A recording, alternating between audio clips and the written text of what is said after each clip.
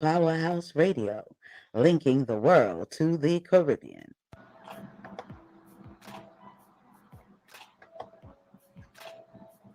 Disclaimer.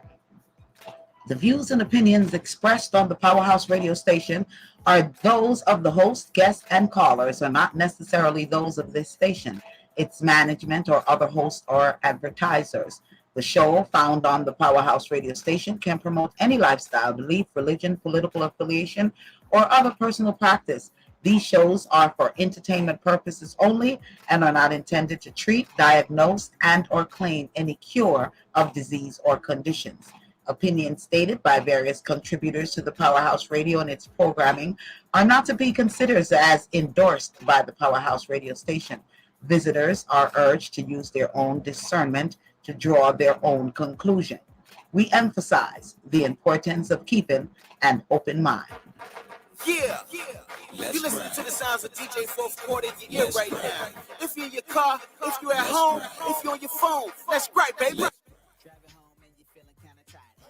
Radio play the same thing every day. So you need a little switch in your life. Traffic got you jammed up every night. Tune in to Powerhouse. Wednesday 7 to 9, you need to check them out. I promise I ain't trying to hype, but one good listen tonight, it might change your life. So what's the name of the show? When you need something to just ride to on the go. Or you might be home, so log on. You can even dial in on your phone. I promise that you're gonna love it. Just try it one time, it'll blow your mind. Now I'ma say it just one more time. Every Wednesday from 7 to 9. Let's grind.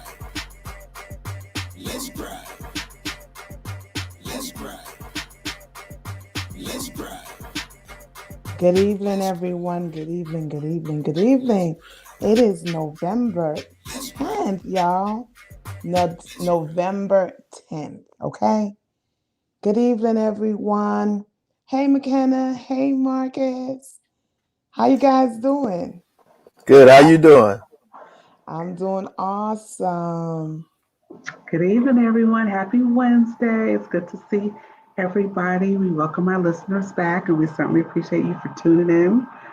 What's going on? What's going on? Marcus, you going to tell us what's going on? Who's got a gripe? Right, I'm good.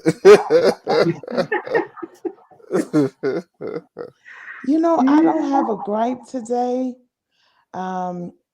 I was talking to a friend of mine's yesterday evening, and she was saying, back in Jersey, she was telling me about someone that I may know, but she knows the person.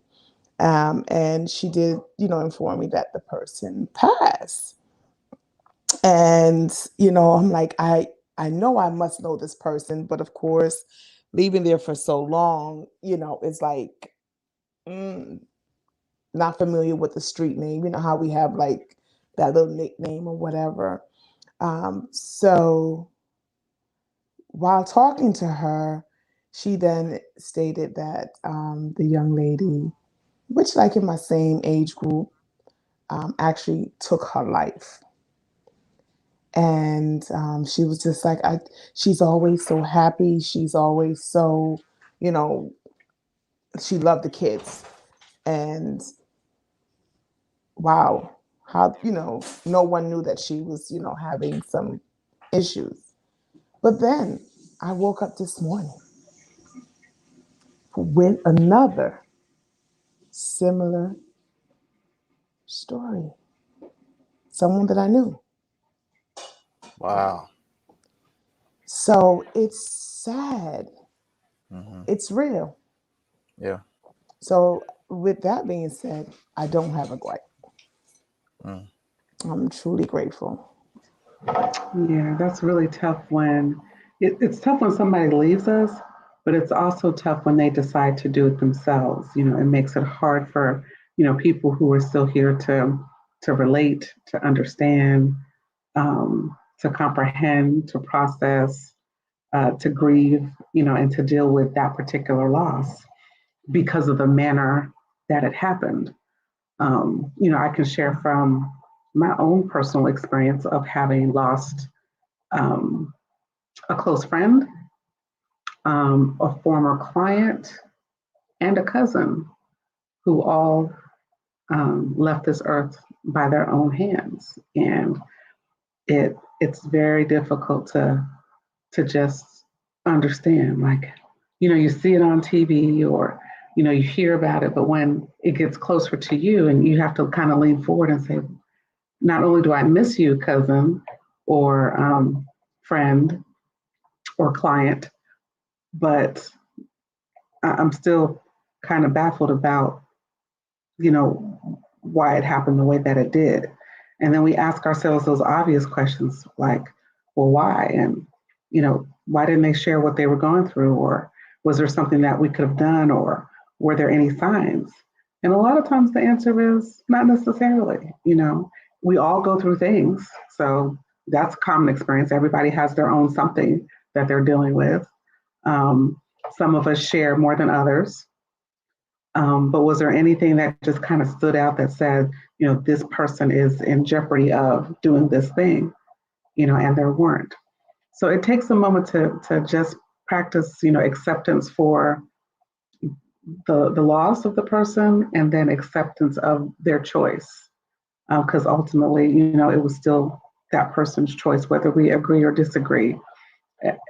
Eventually, we have to get to a point where we just accept things that we can't change, and then just do our own personal inventory, look around our immediate selves and check in with people and check in with ourselves to make sure that, we're not on a quiet path, to some type of self-destruction that, we're not conscious or aware of. So prayers to the family of those two individuals. And then to people who have been through that same type of experience, because anytime something else happens, it reminds us of something that we've already been through. So prayers to those people who have lost loved ones or family members or friends through suicide. Man, that's pretty tough. Man, yeah, I don't think I've had anyone that I've known that I've been close to, that that I've had the experience.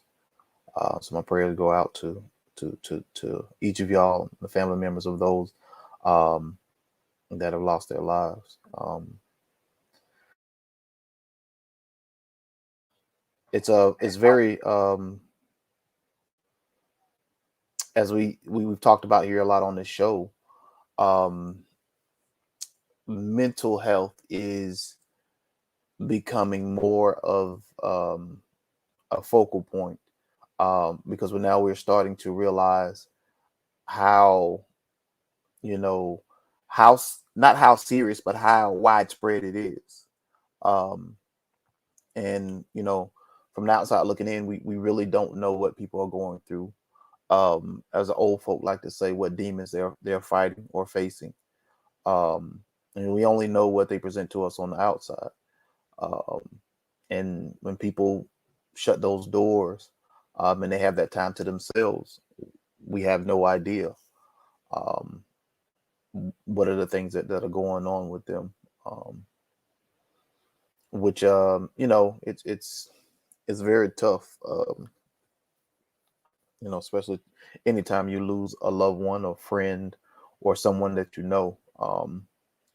and to lose them in that way.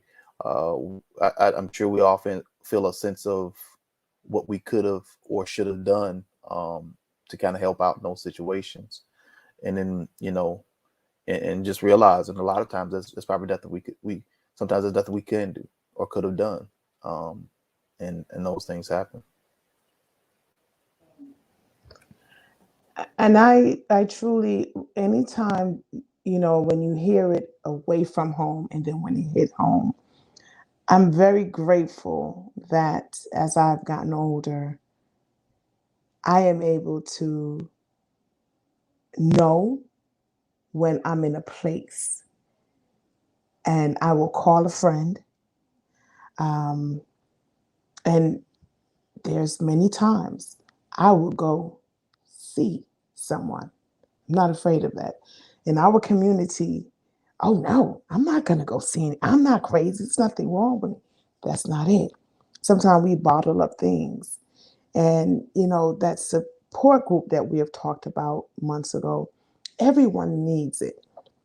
Some people are so secretive.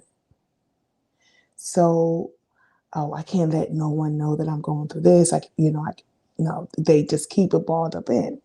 And then it comes to getting news like this, word like this.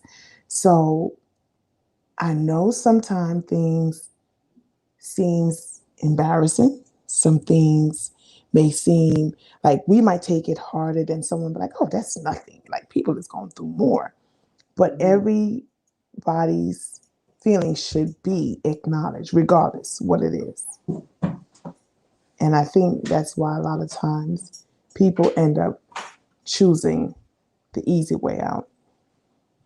So definitely sending my condolences to the families out there that have lost their loved ones and didn't know that they were going through something. And also sending my condolences to there are people who are dying that wants to live, and they are dying because they have illness, and there's nothing that a doctor can't do for them. So I do send my condolences to everyone out there that is experiencing a loss today, no matter what the cost was. So that's where my heart is. At the beginning of the show, my heart goes out to everyone that is experiencing a loss today. Yeah, the only thing I would add is that, as we turn the corner to the end of the year, we get ready to embark on this holiday season. It's a tough time for people. For some people, the holiday season is not this, bubbly, joyful, joyous occasion. Um, some people don't have close connections with their families.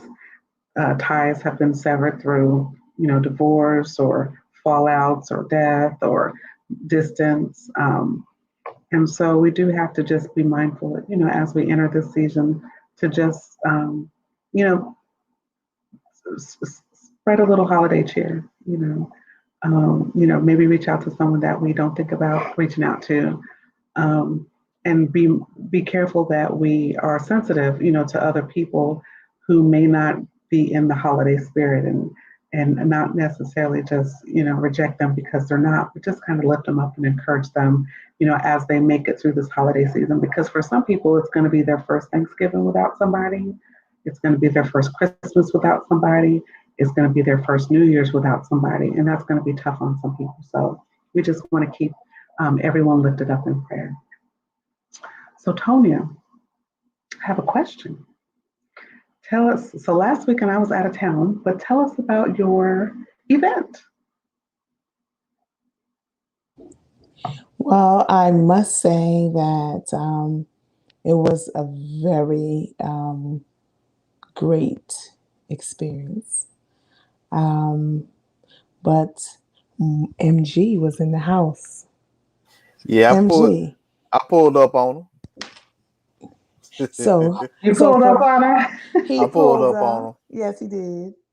And I think it's best to have Marcus say as far as being there, what he saw and how he think I did. Marcus. First of all, I think she did wonderful as the host. But the experience, I thought was really good. People were lively. I got to see and learn a little bit about the culture from each parish as I went around, and kind of, me being me, trying to find out some information about the different parishes and stuff like that. So I thought it was pretty cool. But that's just me. As I was telling Tonya at the event, is that when I did go to Jamaica, I'm probably a little bit different. So when people go, I went to Montego Bay, so I wasn't like in certain spots. I wasn't in those places. So I went, I went to tourist area. But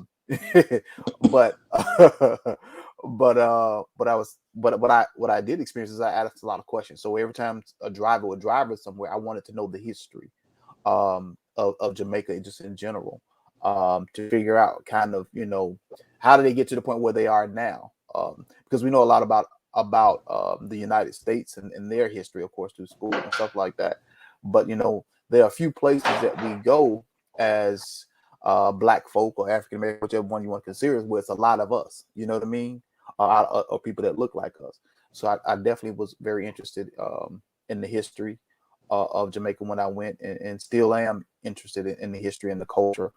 So I had a good time. It was really good, and even for me, just being out of my comfort zone, that I couldn't being tell.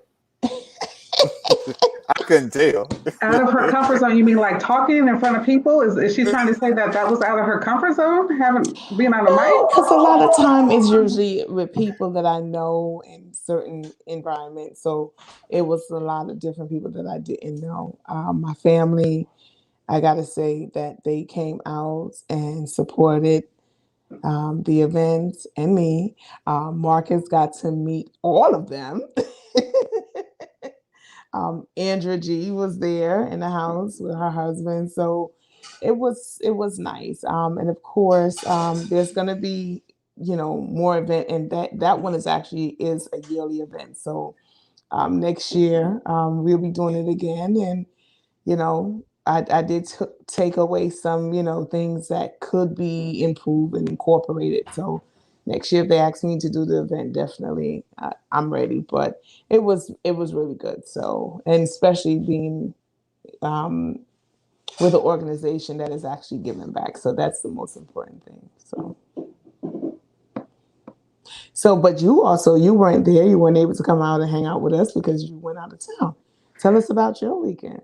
So, a friend and I had planned earlier this year to participate in some historically Black college classic. And so in the past, we've done, I've done the Florida Classic, I've done the Circle City Classic, I've done the Magic City Classic. So this year, we decided to do the Fountain City Classic. This one was in Columbus, Georgia. And it was between Fort Valley and Albany State. Fort Valley. So this was my very first time rolling up to this particular event. To the classic, To the Fountain City Classic. Now, if you've ever done a classic before, they usually have the same feel to them. It's an HBCU vibe. You're going to have some tailgating. You're going to have somebody on the barbecue. There's going to be a DJ. There are going to be people that actually go into the game. And there are going to be people that don't go into the game. You're going to look for a place to park. So, so these are some of the elements of, what to expect at a classic. So we roll up and we're like, okay, looks like we're in the right spot. So, you kind of want to circle it first just to kind of make sure you want to park in the most strategic place. So the first thing that was different was that there was no man outside collecting $20 or $10 to park. And right there, I was like, I have never been to a classic where I didn't have to pay to park. It's just never happened. I was extremely confused. I didn't see any police officers. I saw maybe one police officer directing traffic. People were parking on like the median and on the curbs, and there were no tickets. There were no tow trucks. I was like, this is quite different. But to fast forward, so we went into the event. The tailgate was pretty cool, but it was just really remarkably quiet for a classic.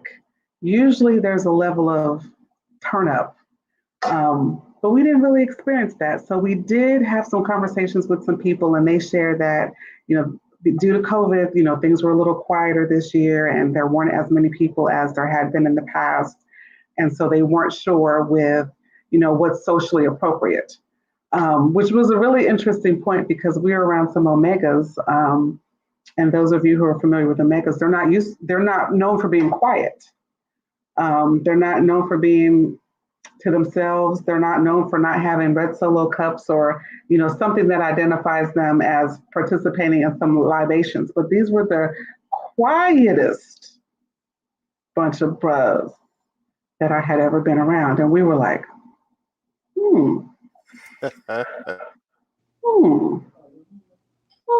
But the point that was made was people aren't sure as to what's socially appropriate.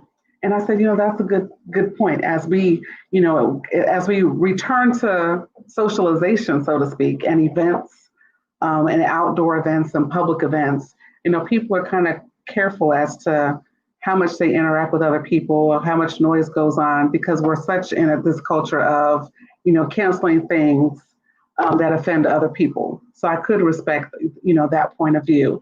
And that kind of will tie into something that we'll get into as it relates to an event that kind of resulted in some loss of life. So we'll segue into that in just a moment. But nonetheless, after the game, we went back to the car, and it was very strange because there were almost all the cars were gone, and we're like, nobody stayed after the game to see, to hang out. What happened? So it wasn't until later that we checked the score because, we weren't there to support either school, and we found out that the score was 57-0. So we imagined that the losers left hurriedly and went back to their destination. But we really thought that was interesting, because usually when you leave a game, people are in the streets and, they're walking up and down. But by the time we left, we could see our car from like, oh, there's a car. Okay, there's no other cars around. Like, what happened? So, but it was very nice to participate in the events. And so we're undecided as to if we're going to do that same classic next year, if we're going to give it one more chance or go back to something a little bit more familiar. So stay tuned on the classic update. Yeah, well, I'm glad that you guys, it was mellow, I guess. But did you hear about the other weekend event, Astroworld? Yeah. That's why I don't do concerts. I have a phobia with crowds. When I was in high school, I went to the Thanksgiving football game, and somebody said fight, gun, everybody start running. And I was one of the ones who was running and actually fell. And people was really running over me. It was just one of those things where, friends and so forth was like, they kind of like grabbed my hands and got me up out of the way from it. And I probably was about maybe 16 at that time. I never liked crowd again. So that what happened. So this concert, just from the few clips that I saw, it wasn't crowded. It was packed. Crowded is, when I saw the pictures, I was like, oh my goodness, all of these people, and they're all standing room only. But they were showing it like it was really crowded. Okay. They were saying that people was passing out. Mm-hmm. I don't understand. And then I was kind of like with Travis Scott, I was also wondering, why were there 9-year-olds there? I didn't understand that. I still didn't do a whole lot of research in it, because I was more like the lineup for myself. I was just kind of like, so is this normal? Like, is this what normal outdoor concerts are like? It's just been a minute since I've been to something on that scale. Well, let's ask Marcus, because I don't know. I don't do crowds. Not like that. I'm always looking for the nearest exit everywhere I go. Marcus? I don't know what's going on with that. I don't do concerts as much either. I don't do huge crowds like that as much either. Last time I was in a huge crowd, so to speak, was at the Outkast concert, and that was it. And then I'll be particularly that was kind of like a once in a lifetime event. But I don't do concerts of that nature anyway. I'm more of a R&B. Give me a seat right there. If I want to get up, I'll get up. And if not, I'll sit down. So I don't do those type of concerts too tough. And if it is that type of concert, where it's just speaking in general of like rap music or something like that, it'll probably be somebody a little older, somebody from the 90s that I would go to. So it wouldn't be any, too much people, too much young people, too much energy. It ain't for me. So no, I don't know anything about it. But I will say that that from reading everything about it, it's very unfortunate that the venue was set up and the concert was set up in the way that it was, to the point where for those that aren't aware, is that from my understanding is that the injuries didn't come from just the crowd itself. It came from the people that were towards the front of the crowd. So that meant that what they were saying was that the weight and the pressure of people moving towards the stage is what caused the injuries. So just they were trying to figure out that you know, what, why was the stage set up in the way it was. um I only saw maybe one or two pictures, and it looked like it was an outside event. So, and they was like they should have had more exits. It's an outside event. I mean, I think everywhere is an exit. But I just think the design of the concert and the way it was set up was wasn't very good. Or the crowd itself, maybe something was going on. I don't know. But because if you think about it, if you're at a game at a stadium, it's the same thing with crowds. And a lot of times they get out the seat and they kind of go down the middle and, try to, especially when they try to get on the field and all that. But my thing is that how is it that now that this is happening, you are blaming the artists that were performing? You're straight going to suing artists. Well, I was looking for that. Go ahead. Oh, good. I was going to say, well, that is the culture that we live in. I mean, anytime something happens, we live in a very litigious society. So first of all, we want answers and we want to hold somebody accountable, and we want to blame somebody for something that happens, especially when loss of life occurs. And so you're looking at suing the promoters, you're going to sue the artists, maybe even the private security that were hired. Anybody that had any hands in this production is subject to the legal system.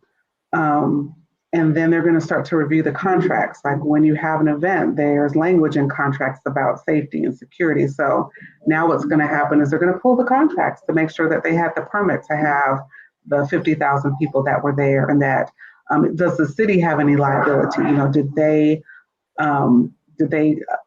Did they knowingly allow too many people to participate in this event? Were they complicit in any way? So there are going to be a lot of eyes, on this experience in this event. It's not the first time that people have died in an overpopulated, overcrowded situation, due to the crowd, whether it's gunfire or just, bum rushing the stage to get somewhere.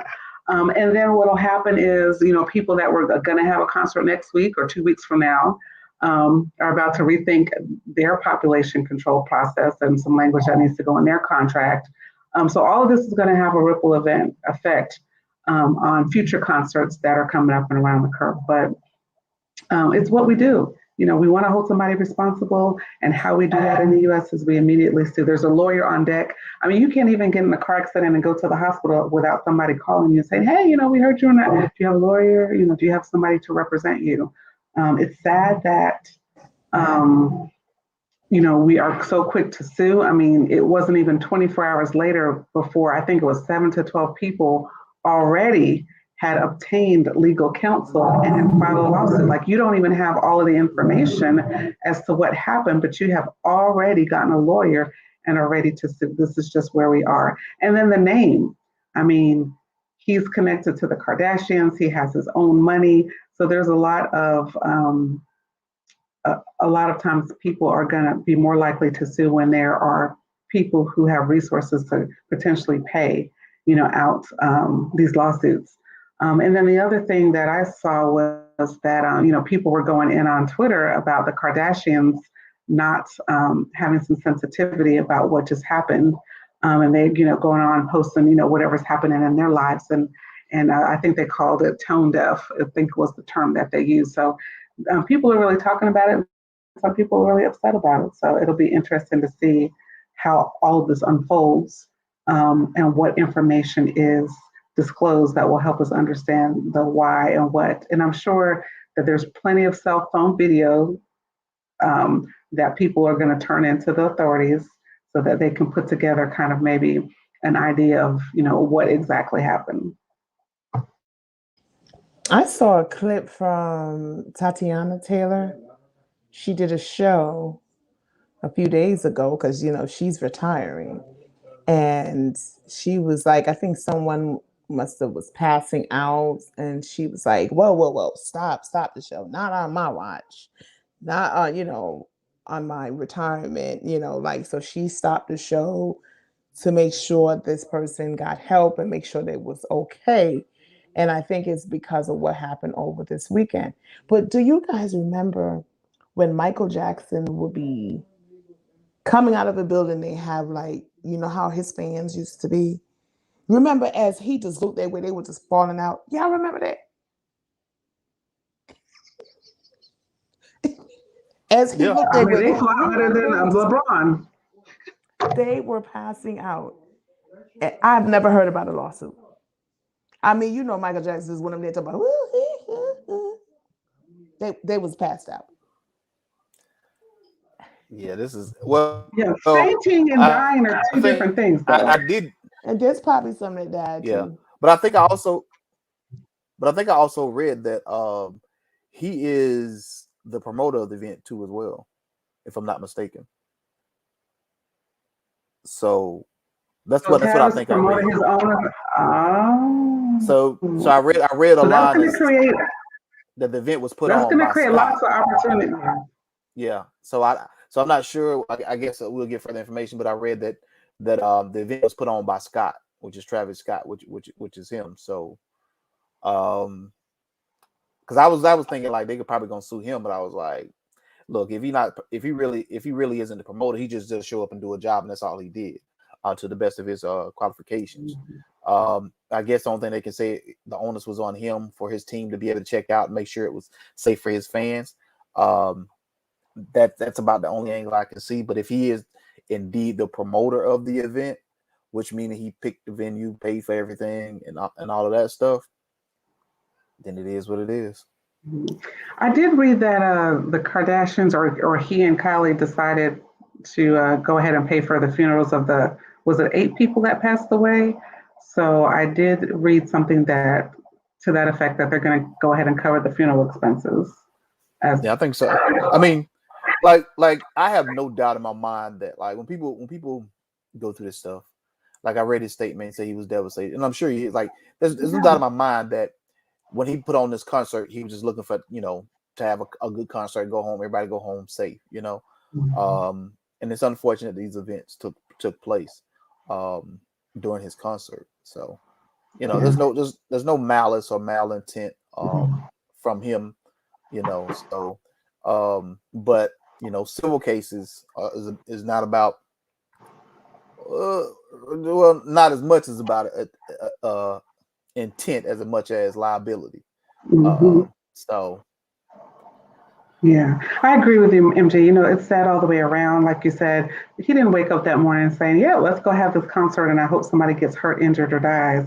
He was out there having a good time. He was in his own zone. He probably wasn't even, when you're up on stage, you don't necessarily see everything that's happening because of the lights that are, in your face. So you're really just focused on a focal point and making sure you're moving around and having some crowd participation. But you're not necessarily in the crowd because you're focused on so many other things. So I really truly believe that he didn't necessarily know the extent of what was going on because he was focused on his performance.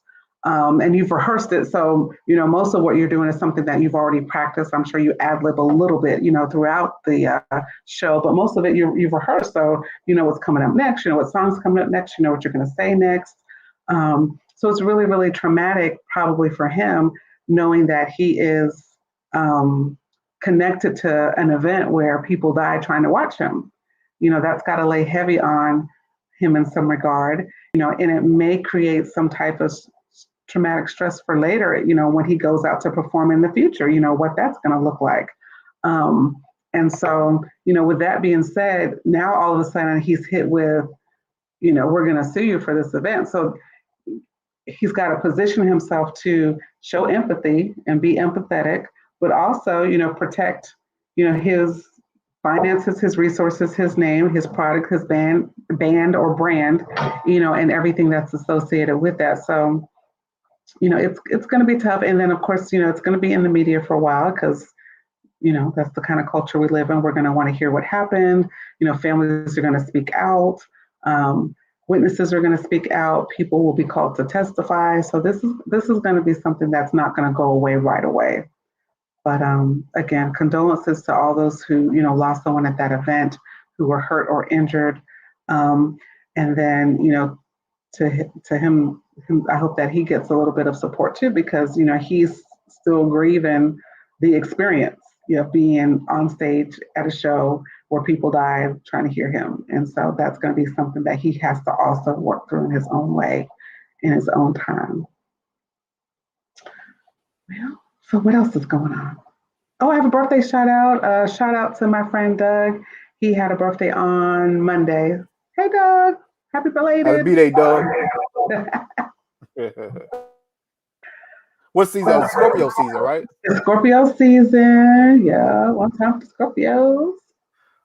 Yeah. Well, I guess since you mentioned that, I might go ahead and get a shout out to my to my best friend and who's also taking the organization to all great new heights. My boy Fred down there in Macon.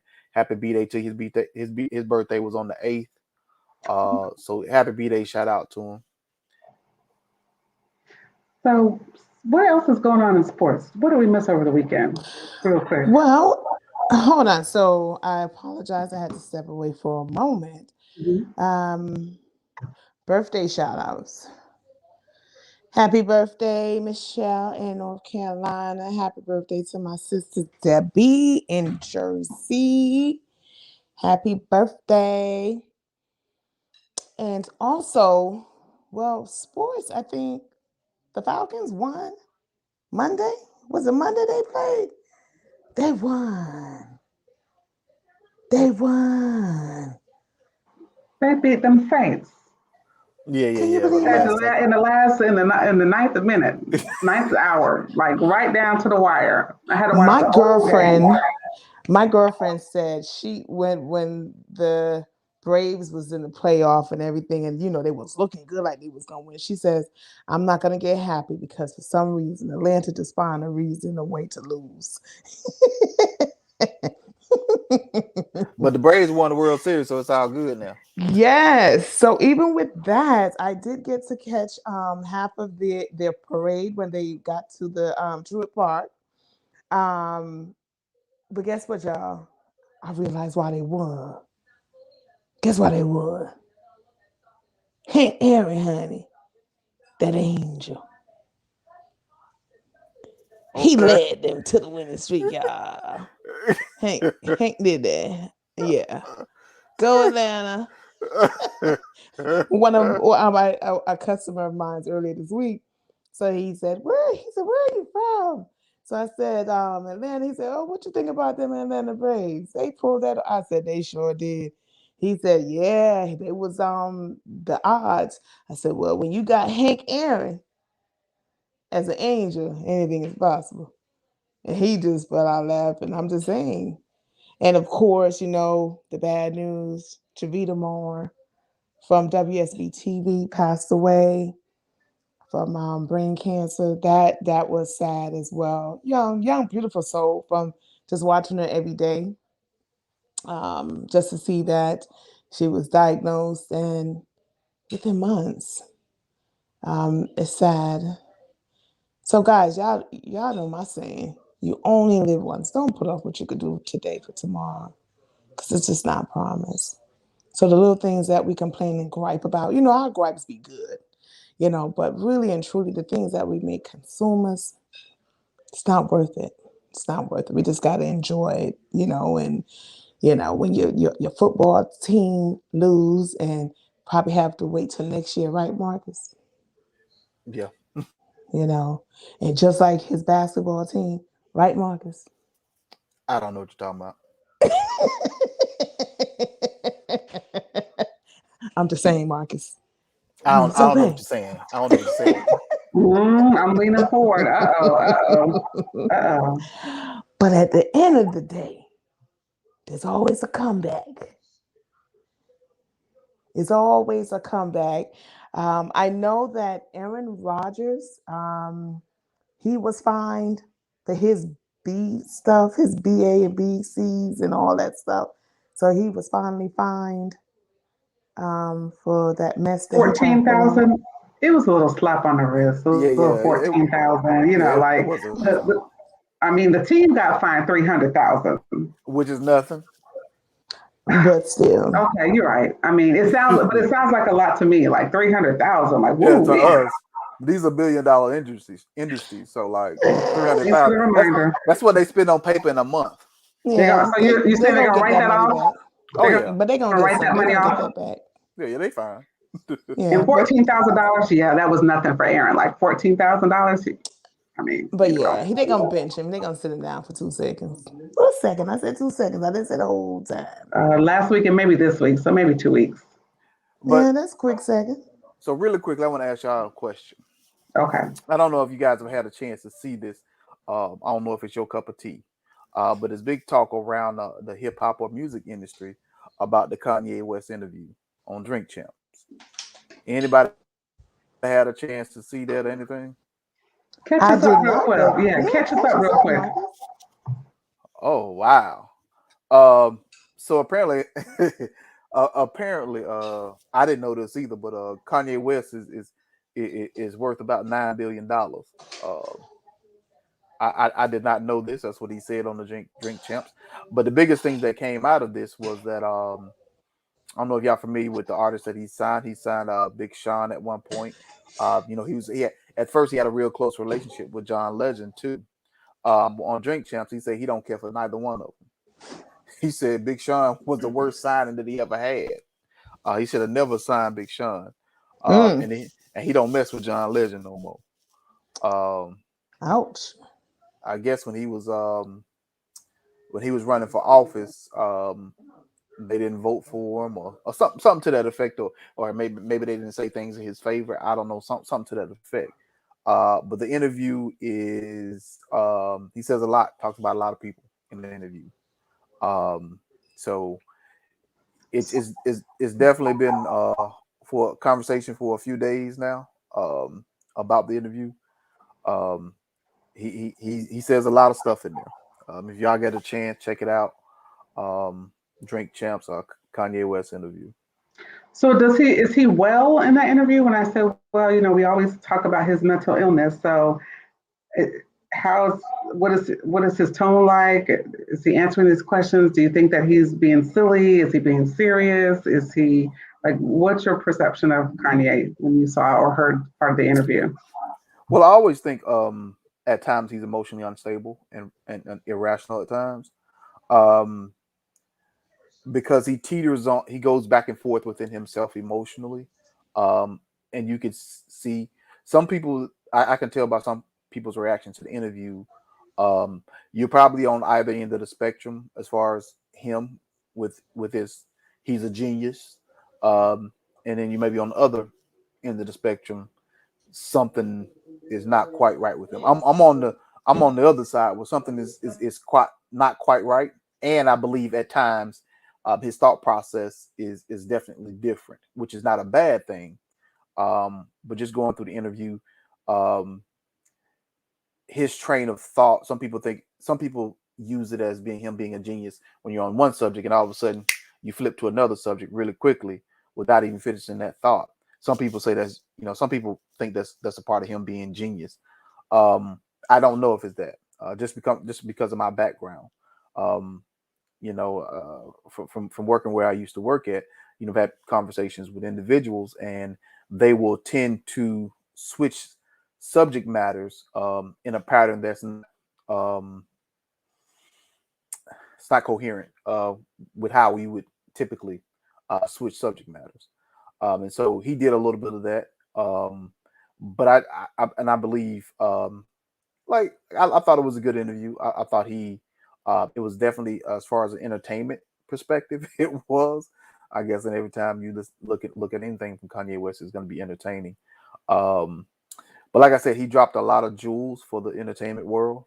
His relationship with Jay-Z, his relationship with a lot of artists in the industry, about his political affiliation, a lot of stuff. He dropped a lot of jewels.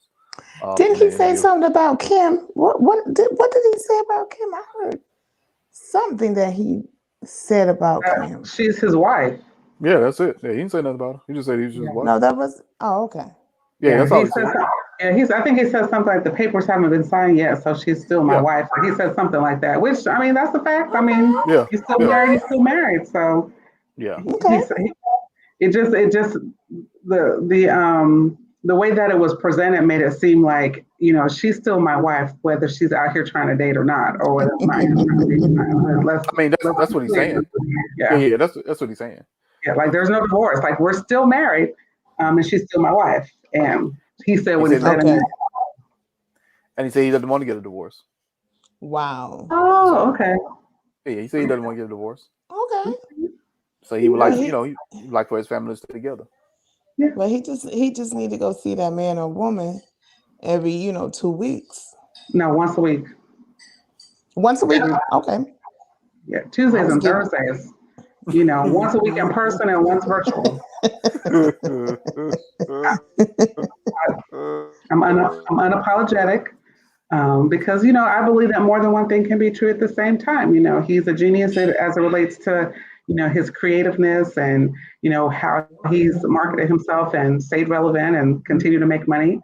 And he has some, I won't say demons, but he definitely has some things that causes him to present as not coherent, Hmm. unraveling at times, not oriented to what's really happening and what's going on, and maybe even slightly delusional.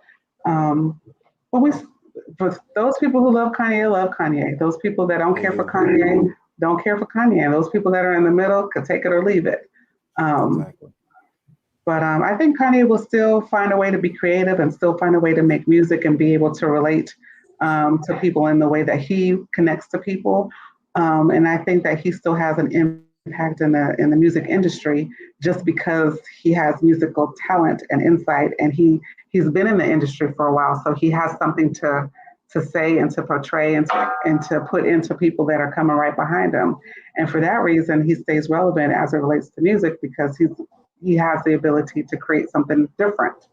And that's what people like. They want to hear something that's different. And he has a way of putting stringing words together and sounds together that, is his flavor and his style. And yeah, he's gonna keep making music. But Carolyn said having poor mental health. Yeah, yeah, there are a lot of rich people that have poor mental health. I mean, we had a whole president who suffered from some mental health issues, but you know, It's really real, and it's unfortunate that there are people who's not willing to address it and get help, and it's okay. Because with Kim, can you imagine her? I've been there, and being in that 24/7, it's not good. It's not a good thing. That environment is the bipolar environment. It's not a good thing. It's horrible. You have this. For example, you have this Paul Connery, or even one of those Denzel Washington kind of smooth talker today. Tomorrow, you looking at Dennis Rodman.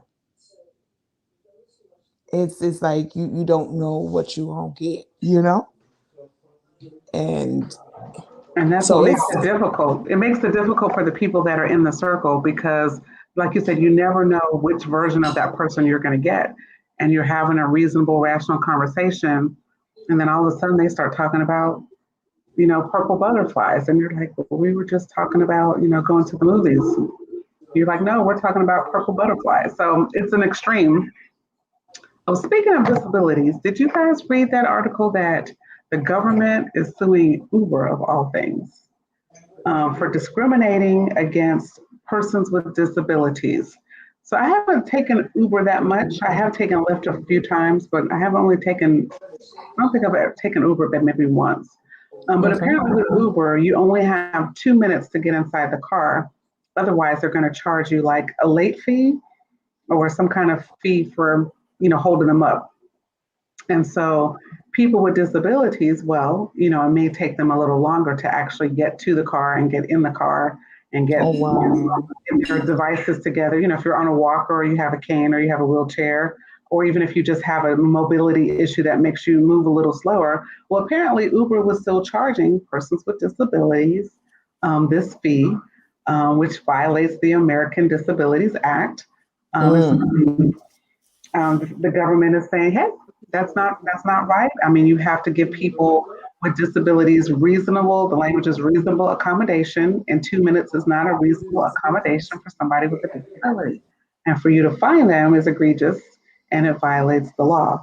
So it'll be interesting to see what happens with this lawsuit. But I thought that was another example of corporate America trampling over um, regular Americans.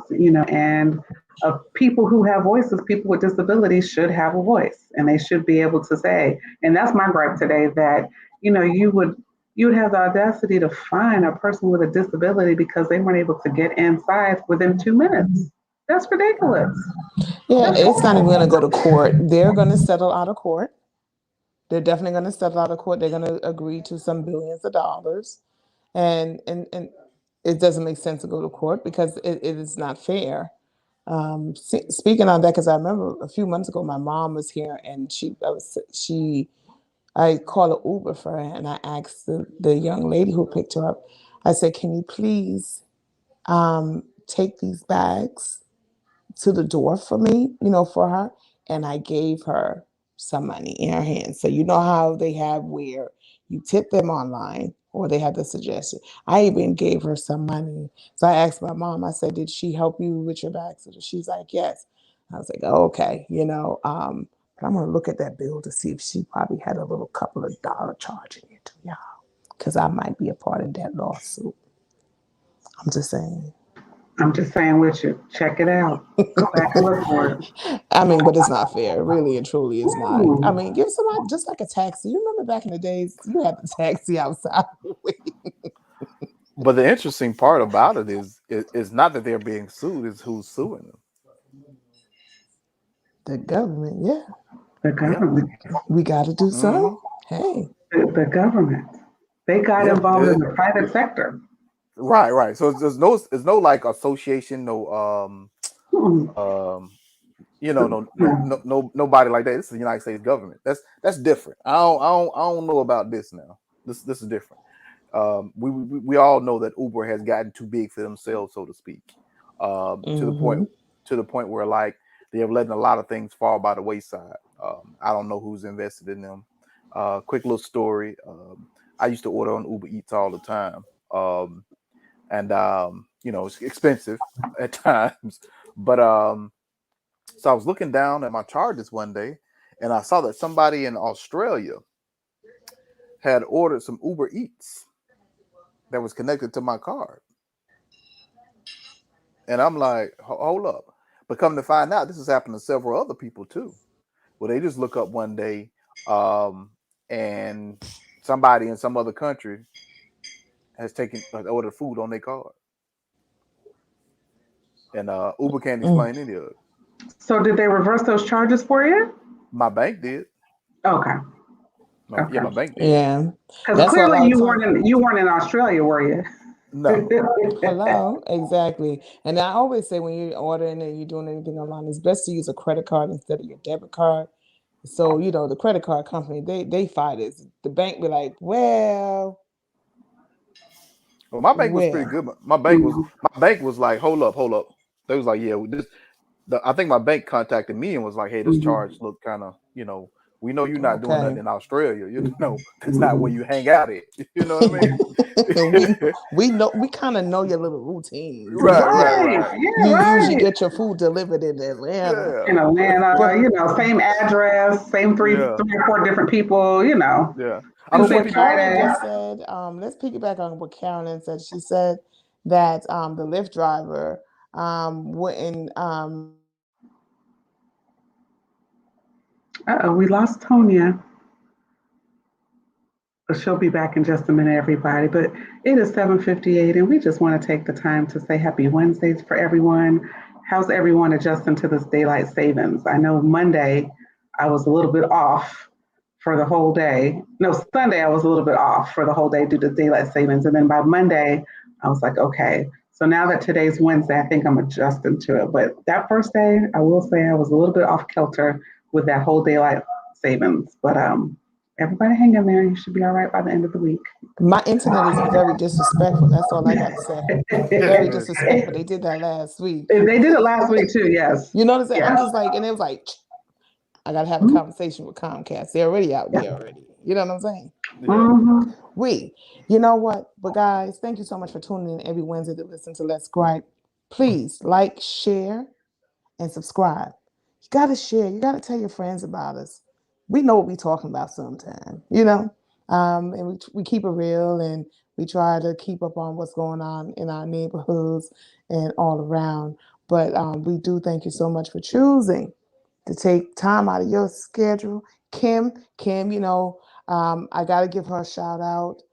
Kim sells health insurance and life insurance. If you want her information, DM me or email me, because listen, we need it. So she's actually working, but she's also listening. And I thank all of our loyal listeners. Carolyn, big up. Michelle, Madonna. I could go on, but keep listening, sharing, and of course, all of y'all comments and opinions that you give me and us, we do listen. Okay. So on that note, if you notice, you didn't hear me say I'm getting better at the arming, y'all. So guess what? It's 8:00 already. We'll see you next Wednesday. This is Tonya. This is McKenna. And this is MG. Y'all have a great evening. Good night, everybody. Have a good night. And like the song, like Pharrell says,